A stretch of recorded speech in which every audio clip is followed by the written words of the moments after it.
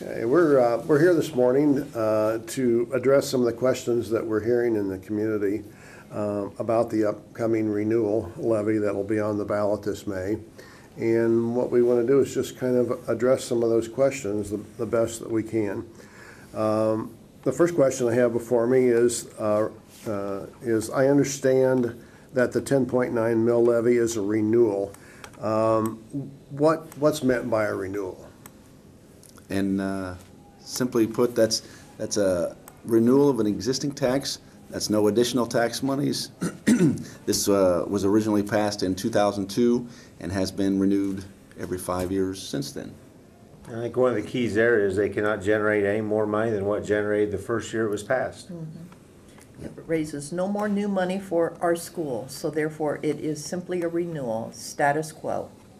And actually, the millage, effective millage, is less than 10.9 mils because since it was first voted in 2002, we've had additional properties, houses built in the district, and reappraisals that changed the amount of value of our property.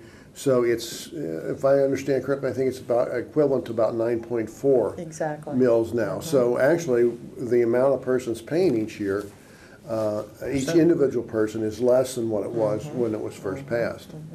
Yes, yes, very good. Any other thoughts about clarifying? The main thing is that it's the same as what we were getting back then. Yeah.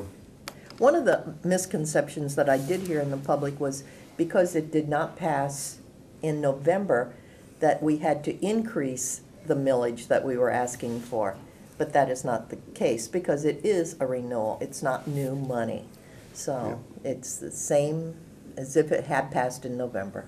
Yeah. Same amount. And I don't know how many different ways we can say that, but there's just seems to be continuing confusion among the voters that it is more money, and I don't. We just got to make sure everybody understands it is not. It is not. Okay. The money that will be generated by this renewal levy, what's it used for?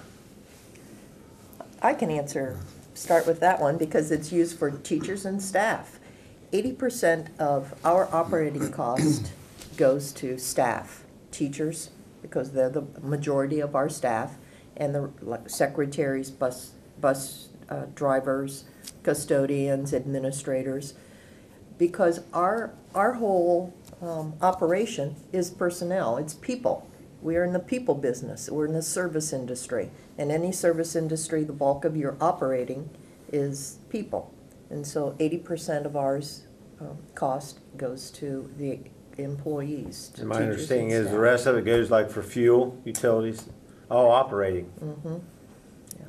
We're different from a typical, from a manufacturing business or from a farmer where you've got large costs in your seed and your fertilizer and your equipment. Right, yours is all in labor. And ours is all in labor. And your labor is a small part of your operation. So that's the big chunk. You know, another thing that we hear occasionally is that some of this operating money could be used for, or the money that we didn't spend on the construction of this building could be used for operating, but that's not the case. And that's by law, correct? That's by law. It's two different pots, the construction money and the operating money, two different pots, and cannot be intermingled. And you know, while we're mentioning that, we should point out that we were very fortunate when we went out for bids on this building that things came in a lot less expensive than what we thought, because it was a very competitive environment for the contractors at that time.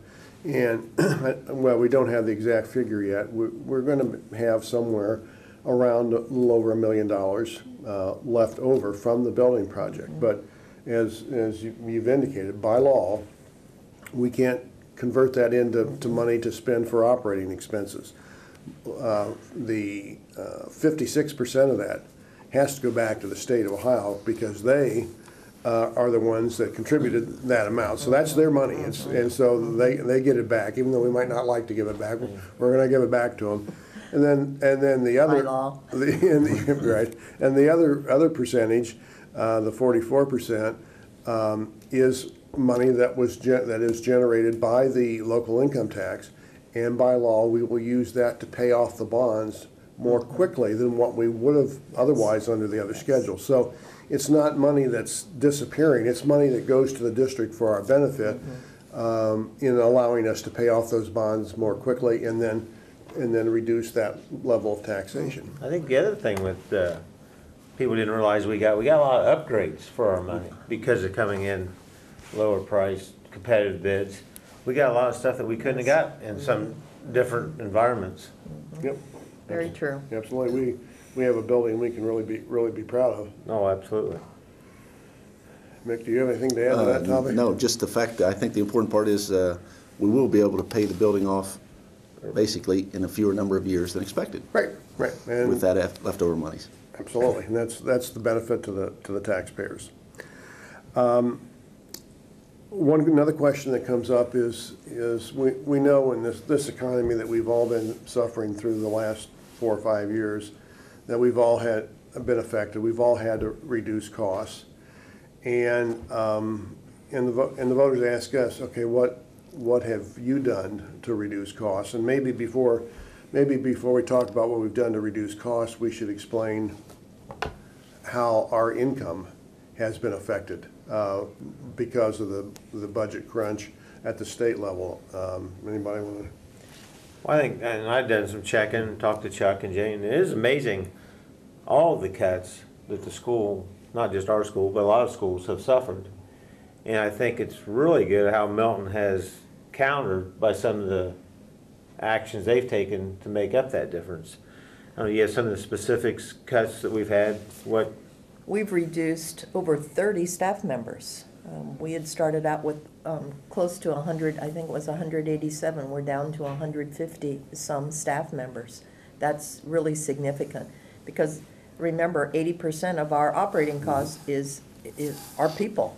And so how do you reduce cost? And that is in response to how much did we get cut from the state?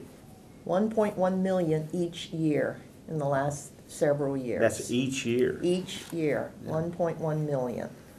Yes. That takes a lot to make up. That Yeah. translates to approximately just a little less than 10% of our operating budget that we've already lost. That we've lost from income we had before from the state. So what the administration is doing to make up for that loss is to really be tightening our belts. And Yes. you ready to give some other We've already examples? talked about the idea that local tax dollars, when we pass a levy, are fixed. So we don't get raises each year as taxes go up or anything like that. So all local tax dollars are a fixed amount of income that does not allow us to compensate for increased costs as prices go up for diesel fuel, electricity, health insurance, and everything else. So any increase in costs we rely on from the state. State has actually cut 1.1 million a year out of the budget instead of increasing. And you mentioned a big one, health insurance, how much Yeah. everybody knows how much health Yes. insurance has went up. Actually, 43% for us, 43% over the last 5 years. So that's a significant amount. I think one of the things that really is outstanding, it says a lot for the whole school system, is that Milton is the lowest cost per person in the Miami County area. And I think that really says a lot on how well the money is managed here in Milton. Since we've already reduced those 30 staff positions, those are still what I would consider beneficial positions in a lot of cases. Classroom aides especially, when you start talking about the individual attention teachers like to give to as many students as possible, having someone else in that classroom used to be a big benefit to help with individualized education and some of the individual attention the teacher gets to spend with kids who are struggling, or if the aide gets to spend a little extra time. So a lot of those positions we're not fluffing in any way, but we're cutting in. And so if I can kind of summarize that up, we are operating in an environment where there are additional costs, and we are balancing our managing to balance our budget with what we have, with increased cost and reduced funding from the state. So that's that's why these cuts that we've made over the last 4 years have been absolutely crucial for us to be able to live within our budget. And one other thing that we might point out is that our employees have helped us with this financial problem over the last 4 or 5 years, and that they agreed to a 3-year contract where there were no salary increases based on cost of living raises. There were no, they waived the step increases, because each year, normally the teachers will increase in salary by each year of experience. Those were waived, and so for 3 years, our salary costs have been frozen, which has been very helpful. You bring that up, Larry. Our current salary expenses, salaries and benefits, are the same as they were in 04-05. And So that's a combination of that freeze and a combination of reduction of staff. And, yeah. the staff also added some insurance concessions to their last package, classified and the teachers. So they have done a very nice job. Yeah, and Ty had mentioned that, you know, we're providing the education at a lower cost per pupil than in surrounding districts, and we have the figure that that we spend $1,250 less per student here than the average for the county, and $2,660 less than the average per student statewide.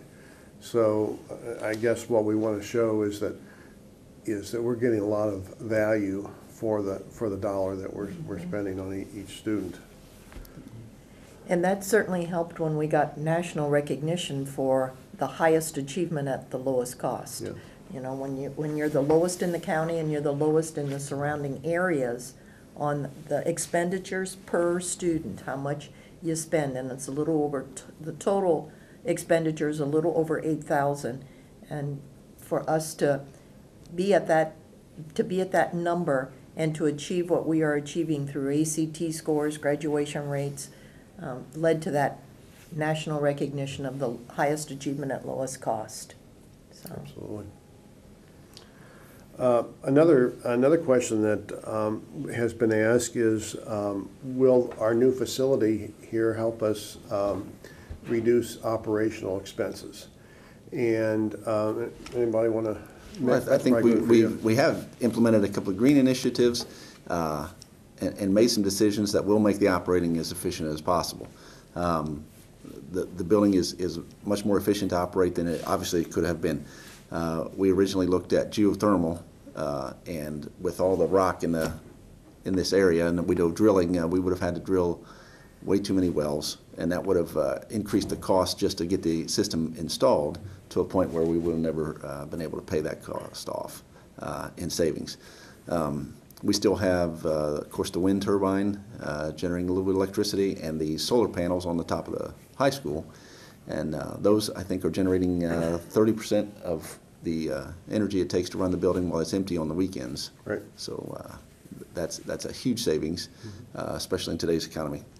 I think one of the other pretty neat things is the water tanks installed to capture the rainwater to use in the restrooms. I think that is just the water savings there, and in the green initiative part. I think that is really was a good idea. Mm-hmm.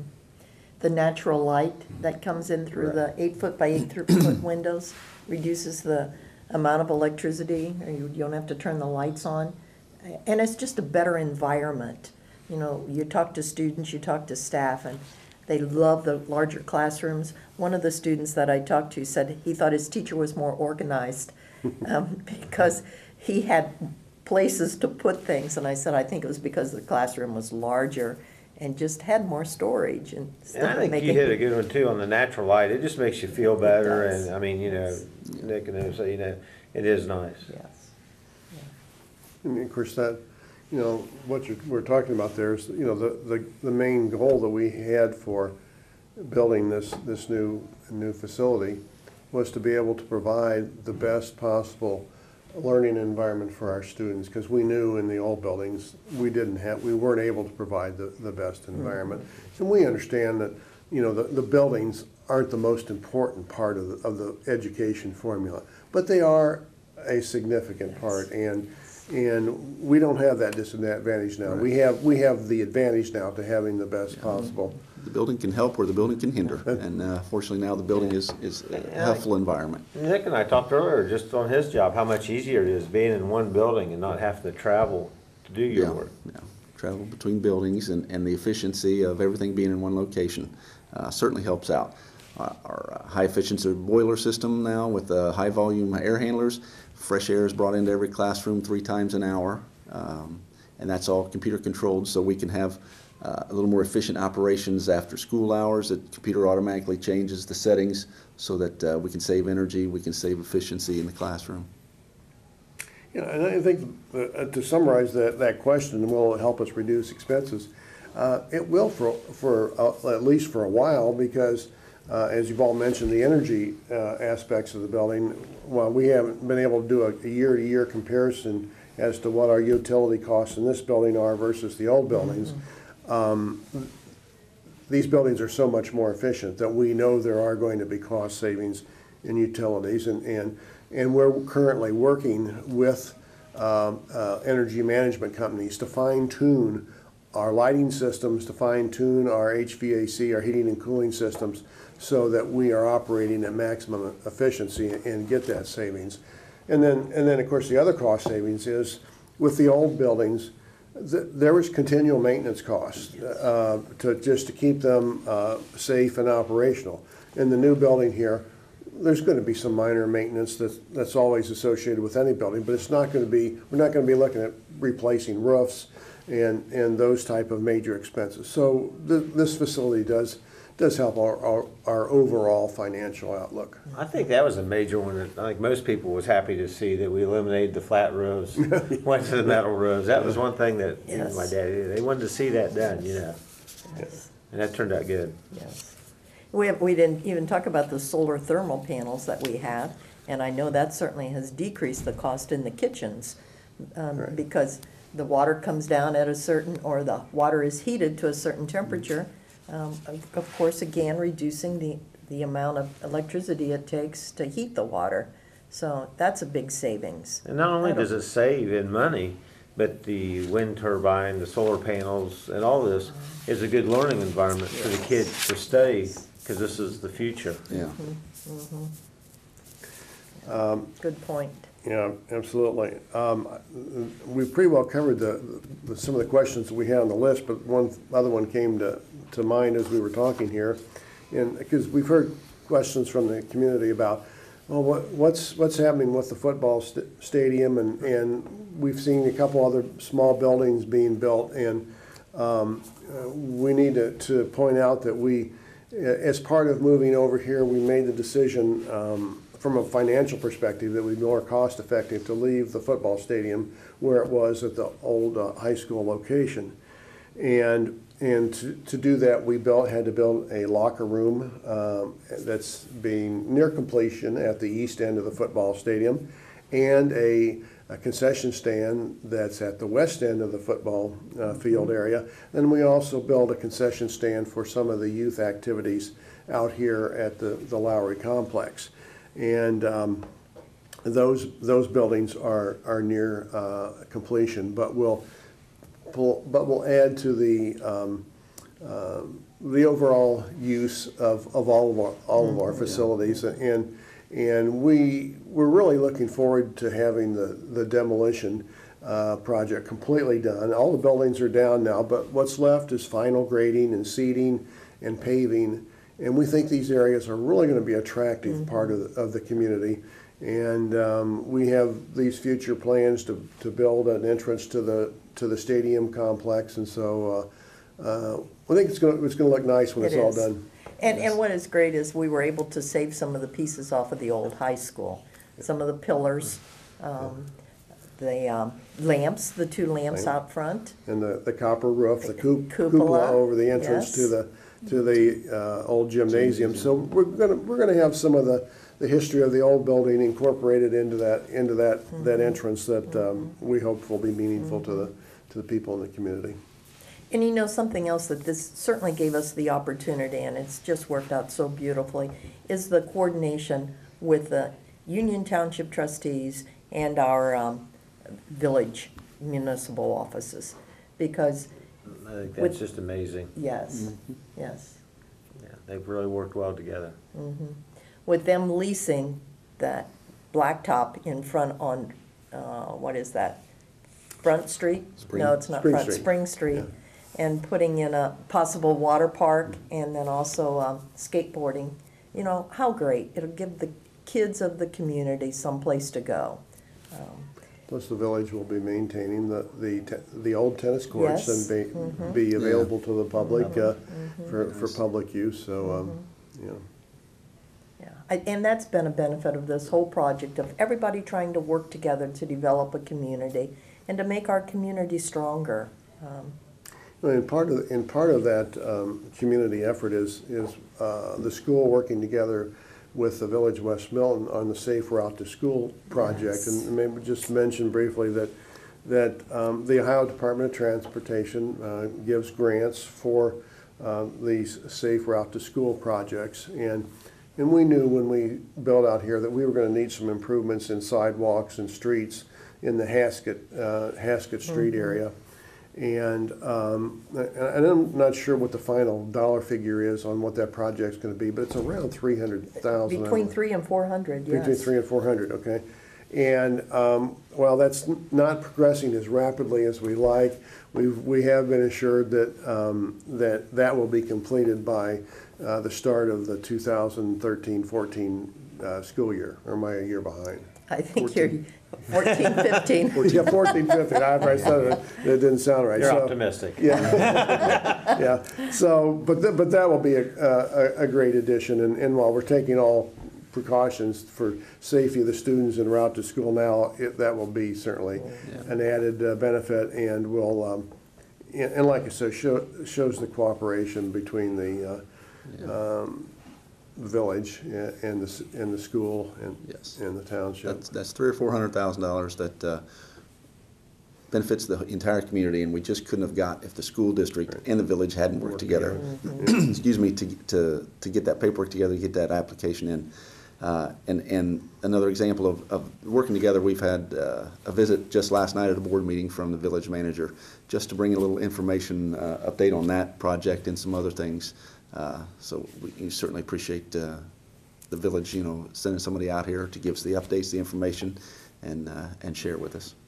And the other thing that's come out of some of these joint meetings is that we know that these three entities, the township, the village, and the school, wants to work to have our West Milton Union Township community grow and prosper, and we want to work together to bring new families into our district, because if we bring new families in, there's more people to share the tax burden that we're talking about, and it will invigorate our community, and so we think our new school facility is a big attraction to people wanting to come to this area, and we want to do what we can to make properties available and make it an environment where people want to come and become bulldogs. Exactly.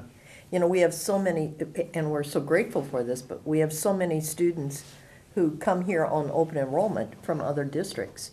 And we net usually over 100 students coming in, which is over 500,000 for us. And that's big. That goes into our operating monies. That says a lot, that many people wanting to come here. Yes, yes, it Whether- does. Yes, whether they can move to this neighborhood or not, they want to certainly They bring their wanna kids come. to this school. Yes. Well, we kind of gotten off the topic of the Yeah. renewal issue, but these other issues that we so. went into really are important, and they kind of connect to what we're using the money for, and a little bit about the future for our school system. So I think it was well getting off topic a little bit. I think, Larry, we ought to let people know that we do have meetings set up, small meetings, large meetings. We're going to be advertising those in local businesses, and hopefully the churches will likewise. But we have some coffees coming up on April 20th and the 27th at Laura Tall Tales, the Bulldog Diner, and also the Brick House. Brick House. And I think if people have questions, they need to just contact Yes. you and you'll be Yes. glad to answer them. I'll Yes. volunteer your services for that. Well, but I think so with Ty Hisson. No, I think there's questions out there we want to answer. Yes, I mean, yes. I've inquired on a lot of stuff and I have learned a lot and it's truly amazing, the stuff that I didn't know. Mm-hmm. And I think that's the key for people to understand what all is going on. You know, school funding is so difficult, so difficult. When I was going to complex. school, learning it, it was like, holy cow.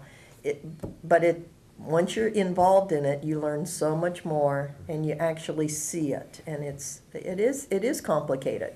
So when people don't understand it, I understand the fact that they don't. But ask us questions, because we are trying to be as transparent, all of us, the board, the administration, community members, we're trying to be as transparent as possible throughout this whole process. Newsletters, however we can reach people. We're going to do a new website that'll have Levy questions on. Yes. But Ty, I think kind of hit the important point is please come talk to us. Yes. You know, you mentioned the coffees on those 2 Saturdays, but we're also have community meetings out in Lara and Ludlow and Potsdam, and I don't know, have the dates for those, but those will be publicized.